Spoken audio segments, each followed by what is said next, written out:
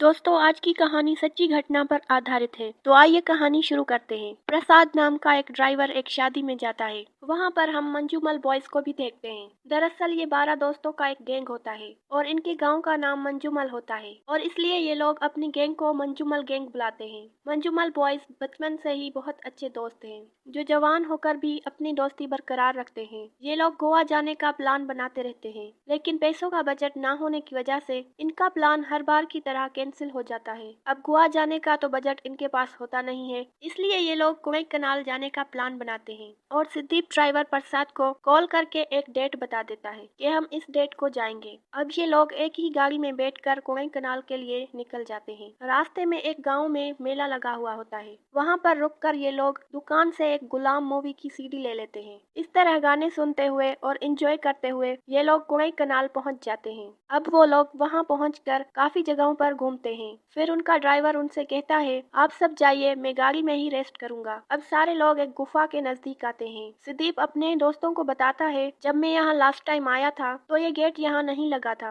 लेकिन अब ये लगा दिया गया है। तब विजिटर इसके अंदर जा सकते थे, पर पता नहीं अब इसे क्यों बंद कर दिया गया है। इस तरह सारे दोस्त फेंसिंग के उस पार कूदकर उस गुफा के अंदर जाने लग जाते हैं। हालांकि अंदर जाना मना है, फिर भी ये लोग वहाँ चले जाते हैं। गुफा बहुत ही बड़ी थी। उन पत्थरों पर कई लोगों के नाम लिखे हुए थे। इससे साफ पता चलता है यहाँ पहले भी लोग आते थे और वो लोग भी अपने ग्रुप का नाम मंजूमल बॉयज लिख देते हैं। फिर वो लोग दूसरी तरफ जाने लगते हैं तो उन्हें कुछ छोटे छोटे कंकाल वहाँ मिलते हैं, पर ये लोग सोचते हैं कि बच्चे लोग अपने खिलौने यहाँ छोड़कर क्यों गए। फिर सीजू ग्रुप फोटो लेने के लिए सबको वहाँ बुलाता है। तभी अचानक सुभाष एक गड्ढे में गिर जाता है। वो गड्ढा पत्तों से ढका हुआ था, इस वजह से सुभाष को पता नहीं चला कि यहाँ गड्ढा है और वो अंदर उस गड्ढे में गिर गया। फिर सब लोग सुभाष को आवाज मारने लग जाते हैं और उसे ऊपर आने के लिए कहते हैं, लेकिन उस गड्ढे के अंदर से कोई आवाज नहीं आती। अब सब लोगों को लगता है कि सुभाष हमसे मजाक कर रहा है, क्योंकि अक्सर वो ऐसा करता रहता था। फिर अचानक उस गड्ढे से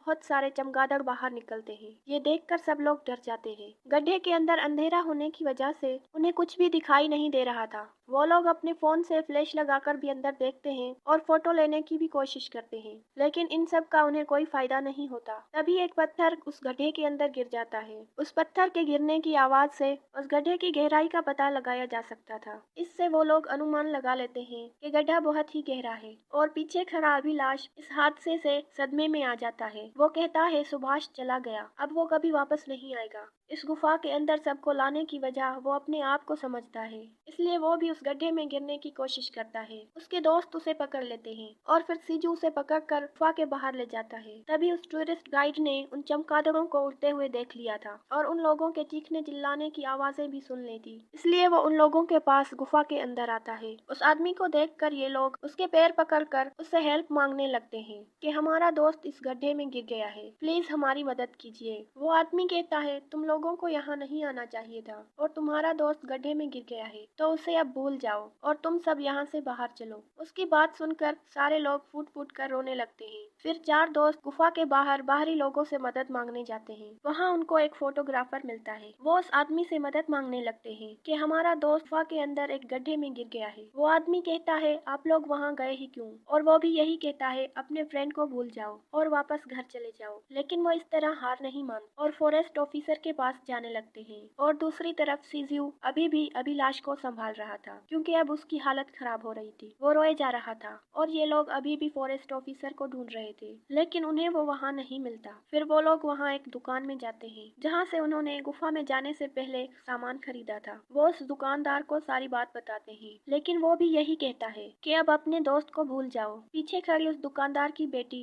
उनसे कहती है कि तुम लोग पुलिस स्टेशन जाकर वहाँ पर कंप्लेंट लिखाओ, फिर ही कुछ हो सकता है। और वो लड़की अपने पिता को उनके साथ गुफा के अंदर जाने के लिए कहती है। अब 3 लोग पुलिस स्टेशन जाते हैं और एक दोस्त उस दुकानदार के साथ उस गुफा में जाता है। वो दुकानदार अपने साथ कुछ नींबू लेकर जाता है। वो कहता है, मैंने सुना है यहाँ कुछ बुरी आत्माएं हैं। यहाँ तीनों दोस्त जल्दी से अपने ड्राइवर के पास आकर उसे पुलिस स्टेशन चलने को कहते हैं और सारी बात ड्राइवर को रास्ते में बताते हैं। दुकानदार गुफा में जाकर सबको एक एक नींबू दे देता है और उन सभी को गड्ढे से दूर होने के लिए कहता है। थोड़ी ही देर में आसमान में काले बादल छाने लगते हैं और देखते ही देखते बारिश होने लगती है और गुफा में पानी भरना स्टार्ट हो जाता है। सारे टूरिस्ट वहाँ से जाने लगते हैं, लेकिन अभिलाष अभी भी बारिश में भीगता हुआ बाहर बैठा रहता है। और अपने आप में गिल्ट फील करता है। अब वो तीनों दोस्त वहाँ पर कंप्लेंट लिखाने के लिए पहुँच जाते हैं। वो पुलिस को सारी बात बताते हैं। वो पुलिस वाला उन्हें गुस्से में डांटने लगता है। वो कहता है कि वहाँ जाना अलाउड नहीं है, फिर तुम लोग वहाँ गए ही क्यों? उस गुफा का वो गड्ढा कोई मामूली गड्ढा नहीं है। आजादी से पहले उस गड्ढे का नाम डेविल्स किचन था। इसका मतलब है शैतान की रसोई। इसका नाम अंग्रेजों ने रखा था, लेकिन जब कमल हसन की फिल्म यहाँ शूट की गई तो इस गुफा का नाम गुना केव हो गया। गवर्नमेंट रिकॉर्ड के हिसाब से इस गड्ढे में 13 लोग गिर चुके हैं और आज तक वहाँ से कोई भी वापस नहीं आया और न ही उनकी लाश मिली। लोग कहते हैं ये गड्ढा लगभग 900 फीट का है और कुछ लोगों का ये भी मानना है यदि इस गड्ढे की गहराई नापी जाए कुनई कनाल हिल्स के जितना होगा। इस गड्ढे में ना ही हवा जाती है और ना ही रोशनी। इससे पहले उस गड्ढे में 10 साल का बच्चा गिरा था जो सेंट्रल मिनिस्टर का भतीजा था। उसे ढूंढने के लिए पूरे शहर की फोर्स यहाँ आई थी और यहाँ तक कि उस बच्चे की एक हड्डी तक लाने के लिए उस सेंट्रल मिनिस्टर ने 15 लाख का इनाम कर दिया था ताकि उस बच्चे का अंतिम संस्कार किया जा सके, लेकिन किसी को भी उस बच्चे की उंगली तक नहीं मिली। और फिर थानेदार उन लोगों को मारने लगता है कि तुम लोगों ने ही अपने दोस्त का मर्डर किया होगा और यहाँ आकर नाटक कर रहे हो। वो लोग अपनी सफाई में बार बार यही कहते हैं कि आखिर हम लोग अपने दोस्त को क्यों मारेंगे, लेकिन वो थानेदार उनकी एक भी नहीं सुन। दूसरी तरफ उस बारिश का पानी धीरे धीरे करके उस गुफा में जाने लगता है। यहाँ वो जिस फोटोग्राफर के पास हेल्प लेने के लिए गए थे वो आदमी इस हादसे के बारे में फॉरेस्ट ऑफिसर को खबर कर देता है और उसे गुफा में ले जाने लगता है। अब बारिश का पानी गड्ढे में भरने लगता है। कुटन उस पानी को रोकने के लिए वहीं पर लेट जाता है और बाकी दोस्त भी उस पानी को रोकने के लिए कोशिश करने लगते हैं। तभी वहाँ फॉरेस्ट ऑफिसर आ जाता है। वो ऑफिसर उन्हें गुफा से बाहर जाने को कह देता है। वो कहते हैं हम लोग यहाँ से बाहर नहीं जा सकते, हमारा दोस्त इस गड्ढे में फंसा हुआ है। फॉरेस्ट ऑफिसर कहता है उस गड्ढे में जो भी गया आज तक वापस नहीं आया है। तुम्हारा दोस्त अब तक मर चुका होगा। अब मरे हुए इंसान पर पानी गिरे या पत्थर गिरे उसे कोई फर्क नहीं पड़ेगा। वो लोग उसकी बात सुनकर और भी घबरा जाते और सुभाष का नाम लेकर चीखने चिल्लाने लग जाते हैं। अब यहाँ ये पुलिस वाला उन लोगों के साथ गुफा में जाने लगता है, पर वो पुलिस वाला उन लोगों की मजबूरी का फायदा उठाता है। वो रास्ते में उन लोगों को रोककर एक दुकान से शराब और सिगरेट लाने को कहता है। फिर वो लोग गुफा में पहुंच जाते हैं। पुलिस वाला अपनी फॉर्मेलिटी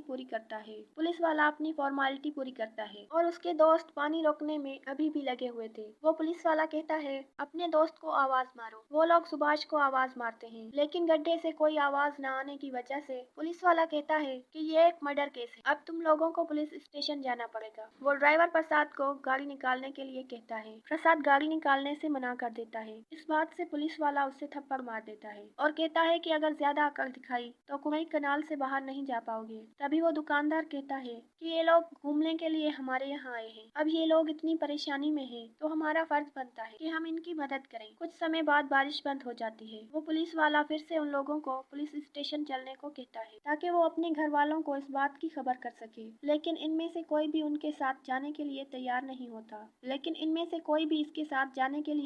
नहीं होता। तभी एक दोस्त को उस गड्ढे से सुभाष की आवाज आती है और फिर वो लोग कंफर्म करते हैं कि सच में सुभाष की आवाज आई थी। फिर हम उस गड्ढे के अंदर सुभाष को देखते हैं जो बहुत बुरी हालत में खून और कीचड़ से लथपथ होता है। नीचे गिरने से उसके कपड़े भी फट चुके थे। उसके बाद रेस्क्यू टीम को वहां बुलाया जाता है। उन लोगों का अनुमान था कि सुभाष 120 फीट नीचे होगा। वो लोग इस गड्ढे के अंदर एक रस्सी डालते हैं और सुभाष को कहते हैं कि तुम इस रस्सी को पकड़ लो, हम तुम्हें ऊपर खींच लेंगे, लेकिन शायद रस्सी उस तक पहुंची ही नहीं। ऑफिसर कहता है कि इस गुफा का आकार सीधा नहीं है बल्कि आधा टेढ़ा है, इस वजह से रस्सी वहां तक नहीं पहुंच पा रही। पुलिस वाला अपने एक सिपाही को गड्ढे में नीचे उतरने को कहता है, लेकिन उनमें से उस गड्ढे में अंदर जाने को कोई भी तैयार नहीं। तभी कुट्टन कहता है गड्ढे में उतरने के लिए मैं तैयार हूँ। पुलिस वाले उसे समझाते हैं कि वहाँ जाने में तुम्हारी जान को खतरा है। कुट्टन कहता है कि किसी न किसी को तो उस गड्ढे में जाना ही होगा, अगर तुम लोग नहीं जाओगे मैं अपने दोस्त को जरूर बचाने जाऊंगा। पुलिस वाले उसे उस गड्ढे के अंदर भेजने के लिए तैयार हो जाते हैं और उसे थोड़ी सी ट्रेनिंग देते हैं कि किस तरह तुम्हें अंदर जाकर रस्सी की गांठ बांधनी है ताकि सुभाष को रेस्क्यू किया जा सके। अब कुट्टन को उस गड्ढे में उतारा जाता है। जब उसे नीचे की तरफ उतारा जाता है कई तरह के जिगजैग रास्ते होते हैं, कहीं छोटा रास्ता तो कहीं बड़ा। उसे अंदर भेजते हुए वो रस्सी खत्म हो जाती है। रेस्क्यू टीम का आदमी कहता है हम लोगों ने 120 फीट की रस्सी भेजी, यदि कुट्टन और अंदर जाएगा तो उसे ऑक्सीजन की दिक्कत आएगी, उसकी जान को खतरा होगा। तभी सुदीप कुट्टन को आवाज मारता है तुम अच्छे से सांस ले पा रहे हो? कुट्टन कहता है तुम अभी और रस्सी भेजो, अभी मुझे सुभाष नजर नहीं आ रहा। सुदीप कहता है अभी हम लोग रस्सी को ऊपर खींच रहे हैं, अगर तुम और अंदर जाओगे तो ऑक्सीजन की कमी की वजह से तुम्हारी जान को खतरा हो सकता है। कुट्टन कहता है अगर तुम लोगों ने मुझे मुझे ऊपर खींचा तो मैं रस्सी छोड़कर खुद ही नीचे चला जाऊंगा। अब उन लोगों के पास कोई रास्ता नहीं होता। उस रस्सी को दूसरी रस्सी से गांठ बांधकर कुट्टन को नीचे भेजने लग जाते हैं। थोड़ी दूर गहराई में जाने पर कुट्टन को एक पत्थर पर सुभाष नजर आता है। वो उसे देखकर आवाज मारने लग जाता है और वो ऊपर भी आवाज मारने लग जाता है कि मुझे सुभाष नजर आ गया। ये सुनकर रेस्क्यू टीम और उसके दोस्त सब खुश हो जाते हैं। कुट्टन उसके पास जाकर उसके ऊपर गांठ बांधता है और ऊपर उसके दोस्त और रेस्क्यू टीम उसे खींचने लग जाते हैं। सुभाष बेहोशी की हालत में होता है। कुट्टन को उसे खींचना बहुत ही मुश्किल हो रहा था, लेकिन वो फिर भी हार नहीं मानता और अपने दोस्त को ऊपर लेकर आता है। उसे देखकर उसके दोस्त काफी इमोशनल हो जाने लगे। फिर इसे होश में लाकर पानी पिलाया जाता है। सुभाष को बहुत ज्यादा ठंड लग रही, उसे एक कपड़े से लपेटा जाता है। तभी वहाँ गाँव के लोग भी आ जाते। वो लोग